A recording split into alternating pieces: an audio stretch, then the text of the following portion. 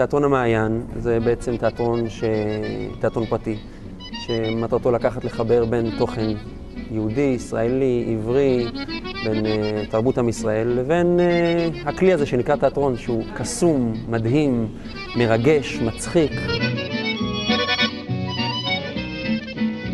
שני בלשים, קצת שלומיאלים, מגיעים לעיירה, מנסים לחקור למה גיבור הסיפור בצרות, לא מצליח לצאת מהצרות שלו, ומגלים שיש איזשהו אוצר מסתורי שמסתתר איפשהו בעיירה, והם מתחילים לחפש אחריו. משימה. עליך לגלות את האוצר שמסתתר בעיירה קוזמי. איזו משימה מסובכת. מסובכת. בעצם סוג של קומדיה של טעויות שנובעת מתוך המצב הקשה, המצוקה שהגיבור של הסיפור נמצא בה. יהודי, אתה זוכר איזה יום היום? יום התשלום. זה לא בשבוע הבא? היום, עכשיו. שלם לי את מה שמגיע לי, 5,000 תכף מיד. 5,000, אבל אדוני ון, אני חייב לך רק 4,000. כן? אנחנו חייבים כל כך הרבה כסף, אני בכלל לא יודע מאיפה נחסיר. הקהל חווה חוויה מעשירה, מאוד מלמדת, שמחברת אותו להיסטוריה של כולנו, לערכים שכולנו גדלנו עליהם.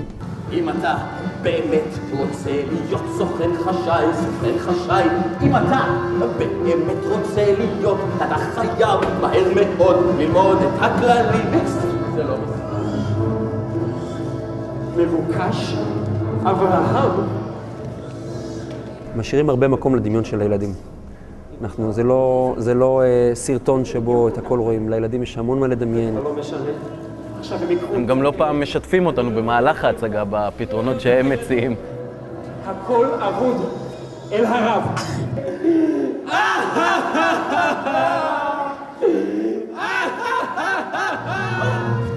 עד לפני מספר דקות כלל לא ידעתי מה לעשות. המצב היה קשה, כמעט והתייאשתי. הכל לפעמים כלום לא הולך, הכל נראה ממש שחור. שאתה עלול לחשוב שהנה זה אבוד, אבל פתאום אתה נזכר, אף פעם לא לבד.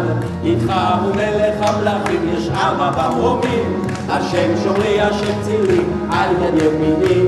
כעת אני יודע, הוא יצליח לדעתי. המצב הקשה, המצוקה שהגיבור של הסיפור נמצא בה, ובעצם מבינים שההתרה קורית ברגע שמתחילים לשמוח, להסתכל על אותם דברים, על אותה מציאות, אבל בשמחה. כך תמצא את האוצר ותציל את המשפחה שלך. לא, זה האוצר שלך. זו גם הירושה שלי, ואני מוריש הכל לך. התיאטרון הוא משהו מוגדר תיאטרון נייד. אנחנו מתניידים בכל רחבי הארץ, מקריית שמונה ועד אילת, מרמת אביב ועד שדרות, מגיעים לכל מקום. ההצגה מגיעה אל בית הספר או אל המתנ"ס, מציגה במקום בהתאם לתנאים המקומיים, מתאימה לכל קהל. הכל נועד לתת לילדים חוויה מהנה, מעשירה ונקייה.